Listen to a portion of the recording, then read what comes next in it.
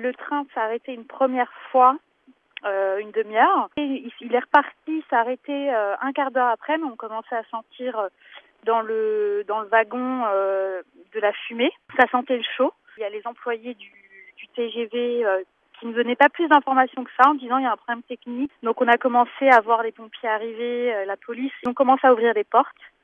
Et les gens sont quand même sortis. On n'avait pas le droit, mais on est quand même sortis parce qu'il faisait trop chaud.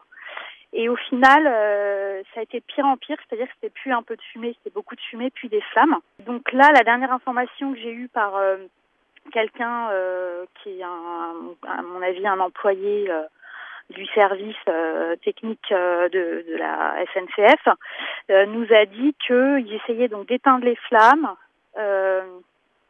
et que le train, normalement, se ferait tracter jusqu'à Lyon.